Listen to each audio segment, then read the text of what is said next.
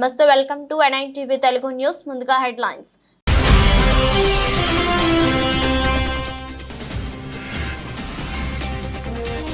ఆరు కొత్త వందే భారత్ రైళ్లను ప్రారంభించిన ప్రధాని మోదీ. మరో 20,000 మందికి గుడ్ న్యూస్.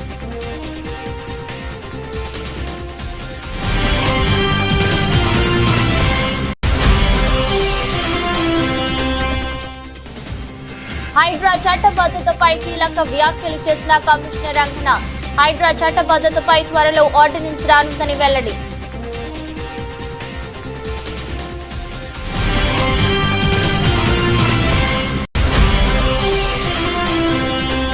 ట్యాంక్ బండ్పై వినాయక నిమజ్జనం లేదంటూ ఫ్లెక్సీలను, బారికేడ్లను, జాలీలను ఏర్పాటు చేసిన పోలీసులు. ప్రభుత్వం వెంటనే నిమజ్జన ఏర్పాట్లు చేయాలని డిమాండ్ చేసిన భాగ్యనగర్ గణేష్ ఉత్సవ సమితి నేతలు.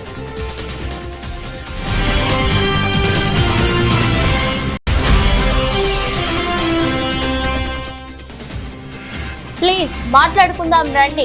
జూనియర్ డాక్టర్లకు మమతా బెనర్జీ పిలుపు. చర్చల లైవ్ స్ట్రీమింగ్ కోసం పట్టుబట్టిన జూనియర్ డాక్టర్లు.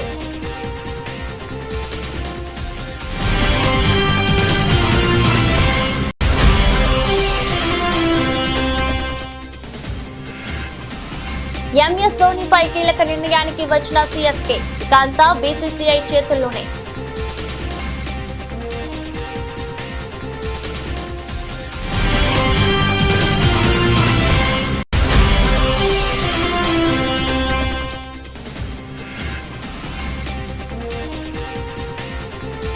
భారీగా పెరిగిన బంగారం ధరలు. 75,000కు చేరిన తులం బంగారం.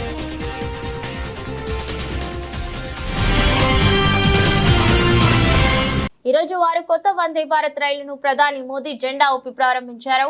ఈ రైలు నిర్వహణ వల్ల కనెక్టివిటీ, సురక్షిత ప్రయాణం, ప్రయాణికులకు సౌకర్యాలు పెరుగుతాయి. ఈ మేరకు రైల్వే మంత్రిత్వ శాఖ వెల్లడించింది. కొత్త వందే భారత్ రైలు నిర్వహణలతో వాటి సంఖ్య 54 నుంచి 60కి పెరుగుతుందని రైల్వే మంత్రిత్వ శాఖ విడుదల చేసిన ప్రకటనలో పేర్కొంది. ప్రధాని నరేంద్ర మోదీ ఆదివారం జార్ఖండ్ లో 6 కొత్త వందే భారత్ రైళ్లను జెండా ఊపి ప్రారంభించారు. అంతకుముందు ప్రధాని మోదీ జంషెడ్పూర్ పర్యటన రద్దు చేయబడింది. దీని తరువాత ప్రధాని రాంచీ విమానాశ్రయం నుంచి ఆన్లైన్ లో వివిధ పథకాలను ప్రారంభించారు. భారీ వర్షం కారణంగా ఈ నిర్ణయం తీసుకున్నారు. ఈ కారణంగా రోడ్ షో కూడా రద్దయింది. జార్ఖండ్ ను వేగంగా అభివృద్ధి చేసేందుకు కేంద్ర ప్రభుత్వం కట్టుబడి ఉందని ప్రధాని మోదీ సందర్భంగా తెలిపారు. इस साल झारखंड में रेल इंफ्रास्ट्रक्चर के विकास के लिए 7,000 करोड़ रुपए से ज्यादा का बजट दिया गया है। अगर हम इसकी तुलना 10 साल पहले मिलने वाले बजट से करें तो ये 16 गुना ज्यादा है। रेल बजट बढ़ने का असर आप लोग देख रहे हैं। आज राज्य में नई रेल लाइन्स बिछाने, उनके दोहरीकरण करने और स्टेशनों पर आधुनिक सुविधाएं बढ़ाने का काम तेजी से हो रहा है। आज झारखंड भी उन राज्यों में शामिल हो गया है जहां रेलवे नेटवर्क का 100% इलेक्ट्रिफिकेशन हो चुका है। अमृत भारत स्टेशन योजना के तहत झारखंड के 50 से अधिक रेलवे स्टेशनों का भी कायाकल्प किया जा रहा है। पूर्वी भारत में रेल कनेक्टिविटी के विस्तार से इस पूरे क्षेत्र की अर्थव्यवस्था को मजबूती मिलेगी। इन ट्रेनों से कारोबारियों को, छात्रों को लाभ होगा। इससे यहां आर्थिक और सांस्कृतिक गतिविधियां भी तेज होगी।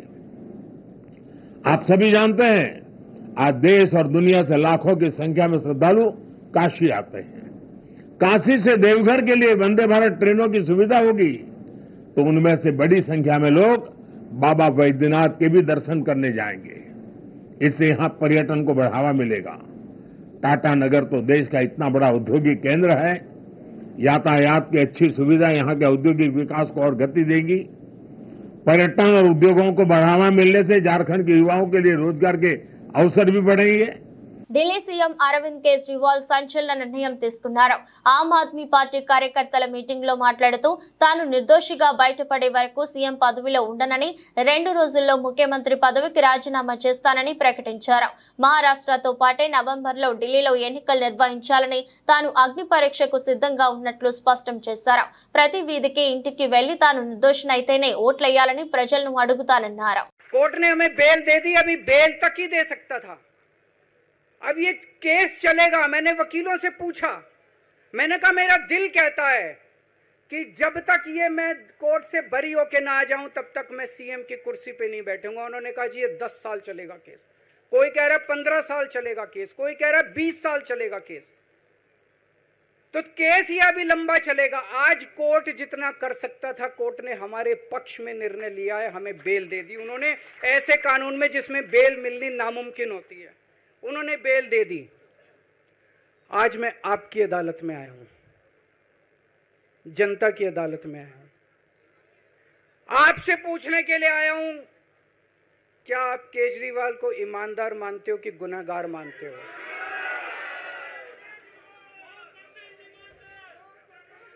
मैं दिल्ली की जनता से पूछना चाहता हूं, मैं देश की जनता से पूछना चाहता हूं कि क्या केजरीवाल ईमानदार है कि गुनहगार है? दोस्तों, 2 दिन के बाद, आज से 2 दिन के बाद मैं सीएम की कुर्सी से इस्तीफा देने जा रहा हूं।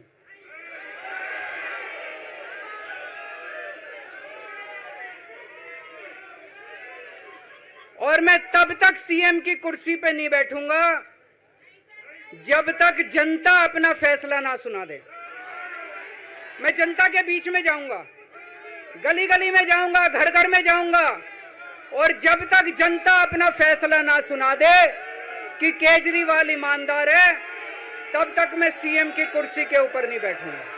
కరీంనగర్ లో గణేష్ నిమజ్జనం జరిగే మానకొండూరు చెరువు వద్ద ఏర్పాట్లను ఎమ్మెల్యే కవ్వంపల్లి సత్యనారాయణతో కలిసి రవాణా మరియు బీసీ సంక్షేమ శాఖ మంత్రి పొన్నం ప్రభాకర్ పరిశీలించారు. నిమజ్జనం కోసం ఎలాంటి ఇబ్బందులు లేకుండా చూడాలని కలెక్టర్, మున్సిపల్ అధికారులకు ఆదేశాలు జారీ చేశారు. శోభయాత్ర సమయంలో శాంతి భద్రతలకు విఘాతం కలగకుండా పోలీసులు నిమజ్జనం జరిగే ప్రదేశంలో చెరువు వద్ద చేయాల్సిన ఏర్పాట్లపై అధికారులకు పలు సూచనలు చేశారు. కాబట్టి గణేష్ మహారాజ్ కు సంబంధించి తప్ప ఇంకోరు పేరు ప్రస్తావిస్తే పొరపాటు అవుతుంది. కాబట్టి జై బోలో గణేష్ మహారాజ్ కి, జై బోలో గణేష్ మహారాజ్ కి. నేను మళ్ళీ చెప్తా ఉన్నా, నేను మళ్ళీ చెప్తా ఉన్నా, 10 సంవత్సరాల అధికారంలో ఉన్నోళ్ళు 10 నెలల్లోనే అసహనానికి గురై శాంతి భద్రతలకు భంగం కలిగిందని ప్రజల్లో విశ్వాసం సన్నగిల్లే విధంగా మాట్లాడితే పొరపాటు అవుతుంది. 10 సంవత్సరాలు పరిపాలించారు. ప్రతిపక్షంలో ఉన్నవాడు అధికారంలో ఉన్నవాడి కంటే ఎక్కువగా శాంతి భద్రతలు కాపాడడానికి సహకరించాల్సిన అవసరం ఉంటుంది. కానీ శాంతి భద్రతలు ఉండొద్దు, రాష్ట్రం అల్లకల్లోలం కావాలి, ఘర్షణలకు నిలయం కావాలని కోరుకుంటున్నట్టు అనిపిస్తుంది వాళ్ళు మారు మాట్లాడుతుంటే. ఇదే అంశం మీద శాసనసభలో చర్చ జరిగింది. ఆ రోజు నేను కూడా మాట్లాడినా. హైదరాబాద్ బ్రాండ్ ఇమేజ్కి దెబ్బ తగిలే విధంగా కొంత కుట్ర జరిగేటువంటి విధంగా వ్యాఖ్యలు కనిపిస్తూ ఉన్నాయి. ఫ్రెండ్లీ పోలీస్ అయినా శాంతి భద్రతలకు సంబంధించి ఉక్కు పాదం వేసి కఠినంగా వ్యవహరించాలనే ఆదేశాలు కూడా ఇచ్చాం. నిన్న కూడా 3 రోజుల కింద city police commissioner, Hyderabad collector అందరం కూడా హైదరాబాద్ కలెక్టరేట్లో సమావేశం పెట్టి చెప్పడం జరిగింది. ఈ 17-18 తారీఖు దాకా ఎటువంటి రాజకీయ ప్రకటనలు, సమావేశాలు, ఎటువంటి కార్యక్రమాలు జరగకుండా నిమజ్జనంకు సంబంధించిన దాని మీద ప్రత్యేకమైనటువంటి చర్యలు తీసుకోమని కోరుతా ఉన్నాం. రాజకీయపరమైనటువంటి పార్టీ ఫిరాయింపులకు సంబంధించి న్యాయస్థానంలో ఉంది. ఆ అంశానికి సంబంధించిన న్యాయస్థానము శాసనసభ వేదికగా జరిగే అంశం మీద మీరు ఒకవేళ నిజంగానే రాజకీయపరమైన విమర్శలు చేసుకొని కొట్లాడుకోదలుచుకుంటే వినాయక నిమజ్జనం తర్వాత చేసుకోండి, కొంతసేపు విరామమని కోరుతూ దయచేసి ఎవరు కూడా ఇంక్లూడింగ్ కేటీఆర్తో సహా ఇంక్లూడింగ్ కేటీఆర్తో సహా అందరికీ తెలియజేస్తా ఉన్నాం. దయచేసి నిశ్చింతగా ఉండండి. పరిపాలించే తాకత్ మీ ఒక్కరికి ఉందనుకోవద్దు. కాంగ్రెస్ పార్టీకి వెన్నతో పెట్టిన విద్య పరిపాలించడము, శాంతి భద్రతల్ని కాపాడడం. నేను హైదరాబాద్ ఇన్ఛార్జ్ మంత్రిగా ఉన్నాను. తప్పకుండా శాంతి భద్రతలకు సంబంధించి ఎవరు భంగం కలిగించినా, నా పార్టీ నీ పార్టీ లేదు, ఎవరు ఇచ్చినా బరాబర్ కఠినంగా వ్యవహరించమని ఆదేశాలు ఇచ్చినాం. చూస్తుంటే వాళ్ళ ప్రకటనలు చూస్తుంటే ఎవరికైనా అట్లా అనిపిస్తుంది. 10 ఏళ్ళు పరిపాలించినోడు 10 ఏళ్ళు అదే అవన్నీ జరుగుతాయి. దాన్ని బయట చెప్తారా ఇంటెలిజెన్స్ రిపోర్టర్ను? చెప్తాను, ఎప్పుడు ఏ యాక్షన్ తీసుకున్నా తీసుకుందాం. అన్నదాతలకు అతి త్వరలోనే నష్టపరిహారం అందించడానికి రాష్ట్ర ప్రభుత్వం చర్యలు తీసుకుంటుందని, కవలూరులో వరద బాధిత రైతులందరినీ ఆదుకుంటామని మైలవరం శాసనసభ్యులు వసంత వెంకట కృష్ణ ప్రసాద్ పేర్కొన్నారు.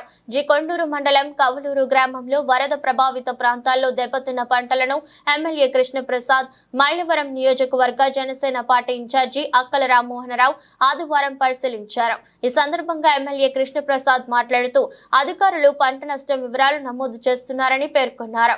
గత 200 ఏళ్ల చరిత్రలో ఎన్నడూ లేని విధంగా బుడమేరకు వరద నీరు ఉప్పెనలా వచ్చిందన్నారు. బాధిత రైతులకు ఆదుకోవటానికి ప్రత్యేకంగా చర్యలు చేపట్టారన్నారు.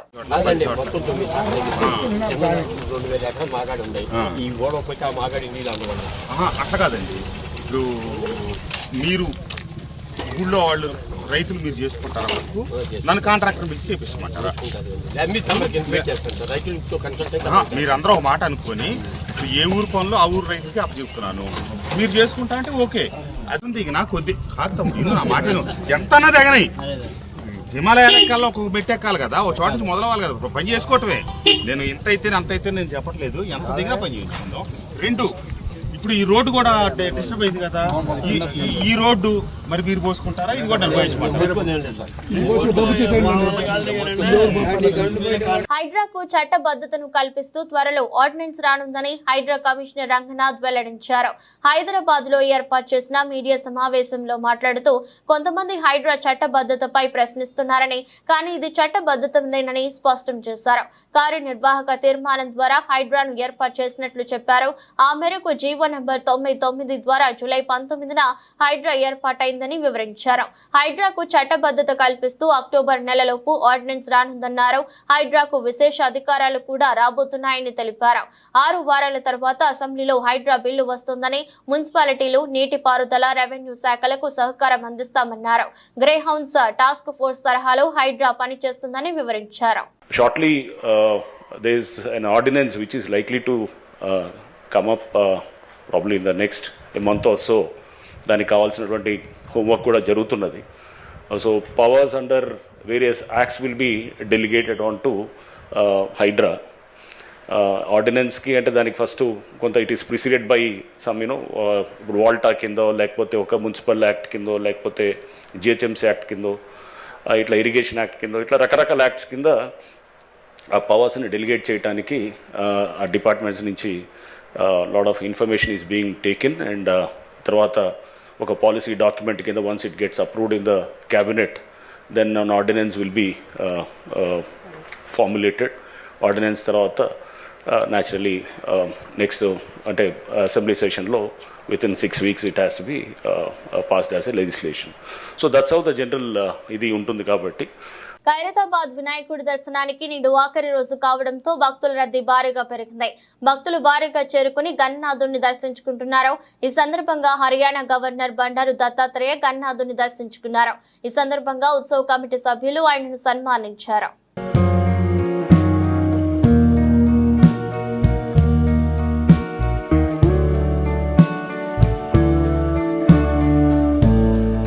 తమ నాయకుడు ముఖ్యమంత్రి రేవంత్ రెడ్డిని తిడితే కాంగ్రెస్ పార్టీ కార్యకర్తలు తిట్టిన వాళ్ళ నాలుకలు కోస్తారని ఆ పార్టీ సీనియర్ నేత జగ్గారెడ్డి తెలిపారు. కేటీఆర్ఏ కాదు, ఆయన బాబు కేసీఆర్ నాలుక కూడా కోస్తామని హెచ్చరించారు.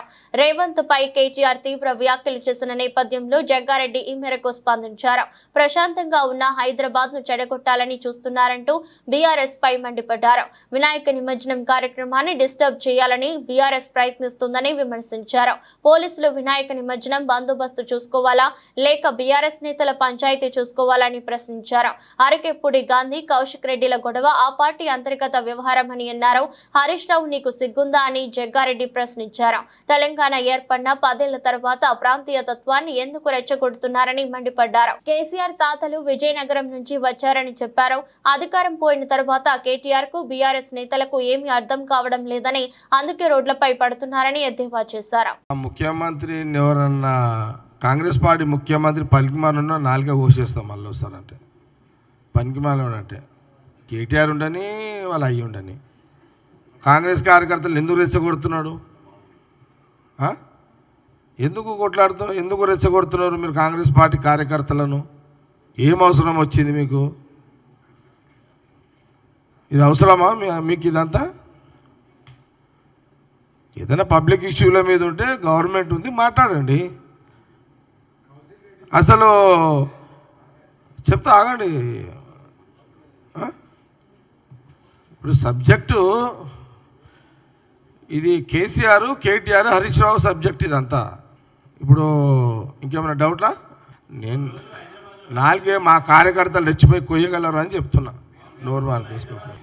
నేను చెప్తే కదా ముఖ్యమంత్రి గారి గురించి మాట్లాడితే మా కాంగ్రెస్ పార్టీ కార్యకర్తలు రెచ్చగొట్టకుండా ఏడబడతాడ పట్టుకొని నాలుగో కోసేయగలరు, ముఖ్యమంత్రి రేవంత్ రెడ్డి తిట్టొద్దని చెప్తాను. ఇంకేం కాలేదు. శ్రీకాకుళం జిల్లా ల్యాబ్ టెక్నీషియన్ అసోసియేషన్ వారు విజయవాడ వరద బాధితుల సహాయార్థం 20,000 రూపాయలు సేకరించి ముఖ్యమంత్రి సహాయ నిధికి అందజేసేందుకు చెక్కు రూపంలో శ్రీకాకుళం శాసనసభ్యులు గొండు శంకర్ కు ఆదివారం ఉదయం శ్రీకాకుళంలో ల్యాబ్ టెక్నీషియన్ అసోసియేషన్ సభ్యులు అందజేశారు. ఈ సందర్భంగా శాసనసభ్యులు ల్యాబ్ టెక్నీషియన్ సభ్యులకు అభినందించారు. కార్యక్రమంలో పలువురు ల్యాబ్ టెక్నీషియన్ ప్రతినిధులు, తెలుగుదేశం నాయకులు పాల్గొన్నారు. విజయవాడ వరద బాధితుల కోసం lab technician welfare association Srikakulam వారు స్థాయిలో వారిని కలెక్ట్ చేసి ఇవ్వడం చాలా అభినందనీయం. వారికి నా యొక్క హృదయపూర్వక అభినందనలు తెలియజేసుకుంటూ, ఇలాంటి విపత్తు కార్యక్రమాలు వచ్చినప్పుడు మనందరం మానవతా దృక్పథంతో ఆదుకోవాల్సిన బాధ్యత మనందరిపై ఉంది. ఈ సందర్భంగా మీరందరూ ముందుకు వచ్చి ఈ ఆర్థిక సహాయం చేసినందుకు మీ అందరికీ హృదయపూర్వక ధన్యవాదాలు, కృతజ్ఞతలు తెలియజేసుకుంటూ నమస్కారం. హుస్సేన్ సాగర్ లో వినాయక నిమజ్జనాలకు అనుమతి లేదంటూ ఫ్లెక్సీలు వెలిశాయి. ట్యాంక్ బండ్ మార్గంలో జీహెచ్ఎంసీ హైదరాబాద్ పోలీసుల పేరుట ఈ ఫ్లెక్సీలను ఏర్పాటు చేశారు. హైకోర్టు ఆదేశాల మేరకు సాగర్ లో విగ్రహాల నిమజ్జనాలకు అనుమతి లేదని అందులో పేర్కొన్నారు. ట్యాంక్ బండ్ పై వినాయక నిమజ్జనం లేదంటూ ఫ్లెక్సీలను, బారికేడ్లను, జాలీలను పోలీసులు ఏర్పాటు చేశారు. దీంతో ప్రభుత్వ తీరుపై భాగ్యనగర్ గణేష్ ఉత్సవ సమితి ఆగ్రహం వ్యక్తం చేసింది. అనంతరం భాగ్యనగర్ గణేష్ ఉత్సవ సమితి నేతలు జాలీలను తొలగించి వినాయకుని నిమజ్జనం జరిపారు. ప్రభుత్వం వెంటనే ట్యాంక్ బండ్పై గణేష్ నిమజ్జన ఏర్పాట్లు ఈ రోజు మధ్యాహ్నం వరకు చేయాలని వారు డిమాండ్ చేశారు. లేదంటే రేపు హైదరాబాద్ వ్యాప్తంగా ఆందోళన చేసి నగరాన్ని స్తంభింపచేస్తామని, ఎక్కడికక్కడ మండపాల్లో వినాయకులను అదే విధంగా ఉంచుతామంటూ ప్రభుత్వాన్ని భాగ్యనగర్ గణేష్ ఉత్సవ సమితి నేతలు హెచ్చరించారు. మధ్యాహ్నం లోపట ఇక్కడ ఏర్పాట్లు గిన ప్రారంభం కాకపోతే సాయంత్రం మా కమిటీ ఉన్నది. మేము నగరంలో ఉన్నటువంటి అన్ని ఏరియాల నుంచి ఉత్సవ సమితి నిర్వాహకులను పిలిచినాము. రేపు పెద్ద ఎత్తున నగరం లోపల ఆందోళన కార్యక్రమానికి నగరం స్తంభింపజేస్తాము. ఎక్కడి గణపతి మండపాలు అక్కడనే మేము గుళ్ళు కడతాం. ఎక్కడి నగరాన్ని మొత్తం స్తంభింపజేస్తాం. కాబట్టి వాళ్ళ అల్టిమేటం ఇస్తా ఉన్నాం. మధ్యాహ్నం లోపల ప్రభుత్వం సరైనటువంటి ఏర్పాట్లు ఎప్పుడు ప్రతి సంవత్సరం ఎట్లా ఏర్పాట్లు చేస్తుందో ఆ ఏర్పాట్లు చేయాల్సిందే. మీకు చేత కాకపోతే ఎందుకు మీటింగులు పెట్టిర్రు, ఎందుకు చేస్తామని చెప్పిండ్రు? ప్రజలు చేసుకోవడానికి సిద్ధంగా ఉన్నాం. మీరు చేత కాకపోతే మేము చేసుకుంటాం. సిద్దిపేట నియోజకవర్గంలో వచ్చే స్థానిక సంస్థల ఎన్నికల్లో కాంగ్రెస్ పార్టీ జెండా ఎగురవేస్తామని నియోజకవర్గ కాంగ్రెస్ పార్టీ ఇన్ఛార్జి పూజల హరికృష్ణ తెలిపారు. కాంగ్రెస్ పార్టీలో కష్టపడే వారికి పదవులు వస్తాయనడానికి పిసిసి అధ్యక్షుని ఎన్నికనే సంకేతమని పేర్కొన్నారు. సిద్దిపేట నియోజకవర్గ కాంగ్రెస్ పార్టీ ఇన్ఛార్జ్ పూజల హరికృష్ణ ఆధ్వర్యంలో రాష్ట్ర కాంగ్రెస్ పార్టీ పిసిసి అధ్యక్షులు ప్రమాణ స్వీకార కార్యక్రమానికి నాయకులు తరలి వెళ్లారు. సిద్దిపేటలో కాంగ్రెస్ పార్టీని మరింత బలోపేతం చేస్తామని హరికృష్ణ తెలిపారు. తెలంగాణ కాంగ్రెస్ పార్టీకి నూతన రథసారథి యువకులు మహేష్ కుమార్ గౌడ్ గారి పదవీ బాధ్యతలు హైదరాబాద్లో గాంధీ భవన్లో జరుగుతున్న సందర్భంగా సిద్దిపేట కాంగ్రెస్ పార్టీ నుంచి కాంగ్రెస్ పార్టీ శ్రేణులు మండల స్థాయి నుంచి పట్టణ స్థాయి నుంచి ప్రతి ఒక్కరూ పెద్ద స్థాయిలో ఈరోజు హైదరాబాద్కు తరలి వెళ్లడం జరుగుతూ ఉంది. మహేష్ కుమార్ గౌడ్ నియోగమైన తర్వాత సిద్దిపేట కాంగ్రెస్ పార్టీలో యువకుల్లో ఎన్ఎస్ఏ యువజన కాంగ్రెసుల్లో ప్రతి ఒక్కరికి ఒక నూతన ఉత్తేజం వచ్చింది. ఎందుకనంటే ఒక ఎన్ఎస్ఏ నుంచి యువజన కాంగ్రెస్ నుంచి మహేష్ కుమార్ గౌడ్ గారు కాంగ్రెస్ పార్టీలో ఎన్నో సంవత్సరాల నుంచి సేవలు అందించి ఈరోజు ఏఐసిసి అధిష్టానం తన పనిచేసిన సేవలను గుర్తించి ఈరోజు పిసిసి పీఠం మీద ఆయనను కూర్చోబెట్టడం అంటే కష్టపడే ప్రతి కార్యకర్తకు కాంగ్రెస్ పార్టీలో గుర్తింపు వస్తుందని చెప్పి ఒక సంకేతం ఇవ్వడం జరిగింది. ప్రాణాంతక క్యాన్సర్ తో బాధపడుతున్న అభిమాని చివరి కోరిక తెలుసుకుని యంగ్ టైగర్ జూనియర్ ఎన్టీఆర్ చలించిపోయారు. ఆ వీరాభిమాని పేరు కౌశిక్. కౌశిక్ వయసు 19 ఏళ్లే. కానీ విధి అతడి జీవితాన్ని తారుమారు చేసింది. కొంతకాలంగా అతడు బోన్ క్యాన్సర్ తో పోరాడుతున్నాడు. ఇటీవల ఆ కుర్రాడి తల్లిదండ్రులు తిరుపతిలో మీడియా ముందుకు వచ్చి తమ కుమారుడి చివరి కోరిక ఏంటో చెప్పారు. చనిపోయేలాగా ఎన్టీఆర్ దేవర సినిమా చూడాల్సిందన్నదే తమ కుమారుడి ఆఖరి కోరికని, దేవర సినిమా చూసేంత వరకైనా తనను బతికించాలని తమ కుమారుడు డాక్టర్లను వేడుకుంటున్నాడని చెప్పి ఆ తల్లిదండ్రులు బోరున విలపించారు. కాగా తన అభిమాని పరిస్థితి తెలుసుకున్న జూనియర్ ఎన్టీఆర్ వెంటనే స్పందించారు. తాజాగా కౌశిక్ కు వీడియో కాల్ చేసి అతన్ని సంతోష సాగరంలో ముంచెత్తారు. నువ్వు ఎప్పుడూ నవ్వుతూనే ఉండాలి, నవ్వుతుంటే చక్కగా ఉన్నావని ఎన్టీఆర్ తన అభిమాని కౌశిక్ తో ఆత్మవిశ్వాసం నింపేందుకు ప్రయత్నించారు. మీతో మాట్లాడతానని అసలు అనుకోలేదు అని కౌశిక్ చెప్పగా, భలేవాడివే, అభిమానులతో మాట్లాడకుండా ఎలా ఉంటానని ఎన్టీఆర్ బదులిచ్చారు. ఎలా ఉన్నావంటూ కౌశిక్ ఆరోగ్య పరిస్థితిపై ఎన్టీఆర్ అడిగి తెలుసుకున్నారు. క్యాన్సర్ ను జయించి రావాలని పేర్కొన్నారు. సినిమా సంగతి తర్వాత ముందు నీ ఆరోగ్యం బాగుపడాలి, మీ అమ్మా నాన్నలను చూసుకోవాలని ఆకాంక్షించారు. Hello sir, hi sir. Thank you so much అన్న. నేను చూస్తానని చెప్పి అస్సలు అనుకోలేదన్నా.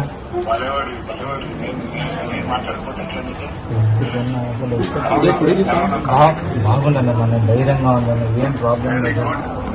త్వరగా ట్రీట్మెంట్ తీసుకుని తొందరగా బయటకు వస్తాను.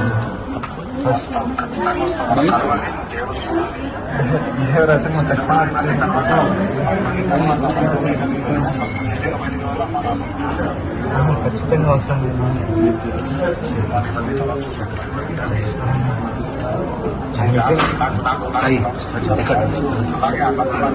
నాలుగుతూనే ఉంటానన్న, ధైర్యంగా నేను బయటకు వస్తాను. పశ్చిమ బెంగాల్ ముఖ్యమంత్రి మమతా బెనర్జీ నివాసం వద్ద శనివారం రాత్రి హైడ్రామా చోటు చేసుకుంది. సీఎంతో చర్చల కోసం వచ్చిన జూనియర్ డాక్టర్లు దాదాపు 2 గంటల పాటు బయట వేచి ఉన్నారు. సీఎంతో తమ చర్చలు లైవ్ స్ట్రీమింగ్ జరగాలని వారు పట్టుబట్టారు.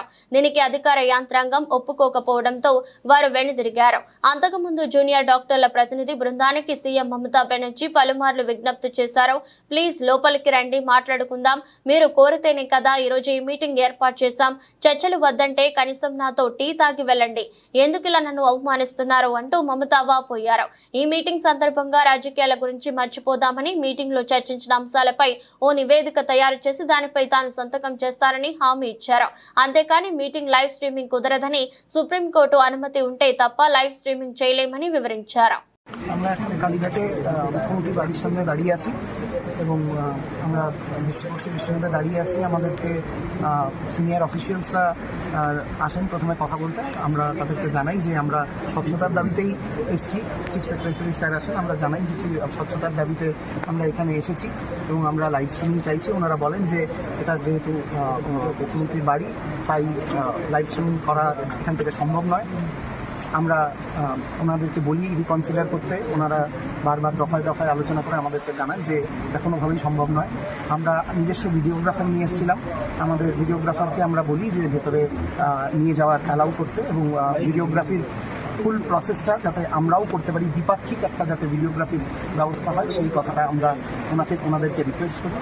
ওনারা আবারও একই কথা ওনারা দফায় দফায় আলোচনা করে জানান যে সেটাও সম্ভব নয়। এরকম একটা জায়গায় গিয়ে আমরা ওনাদের কাছে খুব স্পষ্টত প্রশ্ন জানাই যে ঠিক কী কারণে আমাদের ভিডিওগ্রাফারকে অ্যালাউ করা যাবে না। আমরা যেখানে এখানে দাঁড়িয়ে আছি এবং কন্টিনিউয়াস আমাদের ভিডিও তোলা হচ্ছে, তাতে ওনারা জানান যে এটা একটা সিকিউরিটি জোন, তার জন্য তোলা হচ্ছে। రాష్ట్ర ప్రభుత్వం సెప్టెంబర్ 17ను ప్రజాపాలన దినోత్సవంగా ప్రకటించడం అర్ధరహితమని, సెప్టెంబర్ 17ను తెలంగాణ విలీన దినోత్సవంగా అధికారికంగా నిర్వహించాలని సిపిఐ రాష్ట్ర సహాయ కార్యదర్శి శ్రీనివాసరావు అన్నారు. ఈ నెల 11 నుంచి 17 వరకు రాష్ట్ర వ్యాప్తంగా నిర్వహిస్తున్న తెలంగాణ సాయుధ పోరాట వారోత్సవాలను వరంగల్ జిల్లా నర్సంపేట పట్టణంలోని అంబేద్కర్ సెంటర్ నుంచి చాకలి ఐలమ్మ విగ్రహం వరకు సిపిఐ మండల సమితి ఆధ్వర్యంలో ర్యాలీ నిర్వహించారు. అనంతరం మాట్లాడుతూ తెలంగాణ విలీన దినోత్సవంపై కేంద్రం, రాష్ట్రంలో అధికారంలో ఉన్న ప్రభుత్వాలు కపట నాటకాలు ఆడుతున్నాయని విమర్శించారు. తెలంగాణ రైతాంగ సాయుధ పోరాటం జరిగింది. భారతదేశానికి స్వాతంత్రం వచ్చిన రోజు తెలంగాణ ప్రాంతానికి స్వాతంత్రం రాలేదు. తెలంగాణ ప్రాంతంలో నిజాం నవాబు ఈ ప్రాంతాన్ని పరిపాలించి ఈ ప్రాంతం ఒక ప్రత్యేక దేశంగా ఉంచుకుంటారని చెప్పి, లేదంటే ఈ ప్రాంతాన్ని పాకిస్తాన్లో కలుపుతారని చెప్పి రకరకాల అభిప్రాయాలతో ఉన్నప్పుడు ఈ ఈ ప్రాంతంలో మరి ఏదైతే నిరంకుశత్వం కొనసాగుతా ఉన్నదో దాన్ని అంతమొందించాలనేటువంటి లక్ష్యంతో ఈ ప్రాంతాన్ని భారతదేశం లోపల విలీనం చేయాలి అనేటువంటి లక్ష్యంతో 1945 సెప్టెంబర్ 11వ తారీఖు నాడు ఉద్దమ్ మొయినుద్దీన్, రావి నారాయణ రెడ్డి, బద్దమెల్లారెడ్డి వీరు సాయుధ పోరాటానికి పిలిపిస్తే ఈ ప్రాంతం లోపల గ్రామాన వెట్టి చాకరికి వ్యతిరేకంగా మరి నిజాం నిరంకుశత్వానికి వ్యతిరేకంగా ప్రతి ఒక్కరూ కూడా పోరాటం చేసి దాదాపుగా 4,500 మంది కమ్యూనిస్ట్ పార్టీ కార్యకర్తలు, ప్రజలు అమరులై ఈ ప్రాంతాన్ని విముక్తి చేయడం జరిగింది. ఈ ప్రాంతాన్ని భారతదేశం లోపల విలీనం చేసినటువంటిది 1948 సెప్టెంబర్ 17వ తారీఖు నాడు తెలంగాణ ప్రాంతం భారతదేశం లోపల విలీనమైంది. అంటే ఈ ప్రాంతానికి స్వాతంత్రం వచ్చింది సెప్టెంబర్ 17, 1948. కానీ ఈ చరిత్రను ఈరోజు ఉన్నటువంటి పాలకులు, గత పాలకులు ఈ చరిత్రను విస్మరిస్తూ ఉన్నారు. ఈ చరిత్రను కొంతమంది వక్రీకరిస్తూ ఉన్నారు. తదుపరి ఐపీఎల్ సీజన్ కు ముందు ఆటగాళ్ల మెగా వేలం జరగనుండటంతో బీసీసీఐ ఇందుకు సంబంధించిన కసరత్తులు చేస్తుంది. ముఖ్యంగా ఆటగాళ్ల రిటెన్షన్ సంఖ్యపై వివిధ ఫ్రాంచైజీలు చేసిన సూచనలను ఐపీఎల్ పాలక మండలి పరిశీలిస్తోంది. కొన్ని ఫ్రాంచైజీలు గరిష్టంగా 8 మంది ఆటగాళ్లను రిటైన్ చేసుకోవడానికి అవకాశం ఇవ్వాలని కోరాయి. అయితే కొన్ని ఫ్రాంచైజీలు మాత్రం ఒక ఆటగాడిని కూడా నిలుపుదల చేసుకోవడానికి ఆసక్తి చూపలేదని తెలుస్తోంది. మొత్తంగా చూస్తే 5 నుంచి 6 మంది ఆటగాళ్లను రిటైన్ చేసుకునేందుకు బీసీసీఐ అవకాశం ఇవ్వవచ్చనే ఊహాగానాలు వెలువడుతున్నాయి. దీనిపై బీసీసీఐ ఇంతవరకు అధికారిక ప్రకటన ఏమీ చేయలేదు. నిజానికి ఆగస్టు చివరి నాటికి రిటైన్ ఆటగాళ్ల సంఖ్యపై ప్రకటన చేయాల్సి ఉన్నప్పటికీ సెప్టెంబర్ చివరి వరకు వేచి చూడాలని భావిస్తున్నట్టు సమాచారం. రిటైర్ అయిన ఆటగాళ్లను అన్క్యాప్డ్ గా వర్గీకరించాలంటూ వచ్చిన విజ్ఞప్తిని పరిశీలిస్తుండటమే ఈ జాప్యానికి కారణంగా ఉన్నట్టు తెలుస్తోంది. దేశంలో గత కొన్ని రోజులుగా బంగారం, వెండి ధరల్లో హెచ్చుతగ్గులు కనిపిస్తున్నాయి. ఈ క్రమంలోనే బంగారం, వెండి ధరలు మళ్లీ పుంజుకున్నాయి. అంతర్జాతీయ మార్కెట్లో కొనసాగుతున్న ధోరణుల నేపథ్యంలో బంగారం, వెండి ధరల్లో హెచ్చుతగ్గులు కనిపిస్తున్నాయి. ఈ క్రమంలోనే బంగారం, వెండి ధరలు మళ్లీ పుంజుకున్నాయి. దీంతో హైదరాబాద్, విజయవాడలో 24 క్యారెట్ల బంగారం ధర 10 గ్రాములకు ఉదయం 6:25 నాటికి 430 పెరిగి 74,890కి చేరగా 22 క్యారెట్ల పసిడి ధర 10 గ్రాములకు 68,650కి చేరుకుంది. మరోవైపు దేశ రాజధాని ఢిల్లీలో 22 క్యారెట్ల 10 గ్రాముల బంగారం ధర 68,880కి చేరుకోగా 22 క్యారెట్ల బంగారం ధర 10 గ్రాములకు 75,040 స్థాయికి చేరుకుంది. ఇక వెండి ధర కూడా కేజీకి ఏకంగా 2,400 రూపాయలు పెరిగింది. వార్తలు ముగించే ముందు మరోసారి హెడ్లైన్స్.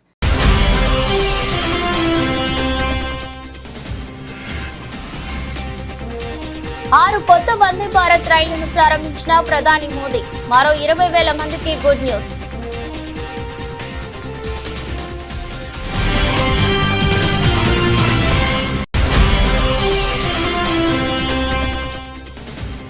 హైడ్రా చట్టబద్ధతపై కీలక వ్యాఖ్యలు చేసిన కమిషనర్ రంగనాథ్. హైడ్రా చట్టబద్ధతపై త్వరలో ఆర్డినెన్స్ రానుందని వెల్లడి.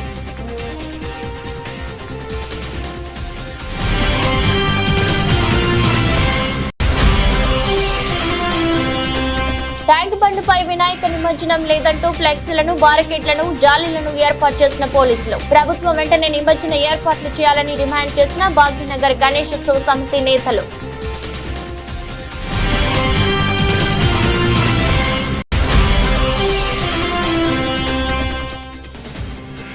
ప్లీజ్ మాట్లాడుకుందాం రండి. జూనియర్ డాక్టర్లకు మమతా బెనర్జీ పిలుపు. చర్చల లైవ్ స్ట్రీమింగ్ కోసం పట్టుబట్టిన జూనియర్ డాక్టర్లు.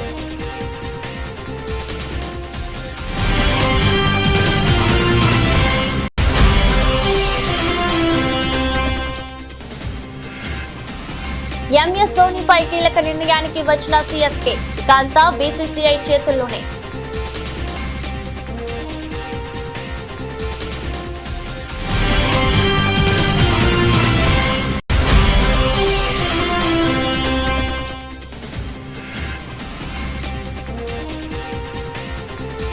భారీగా పెరిగిన బంగారం ధరలు. 75,000కు చేరిన తులం బంగారం.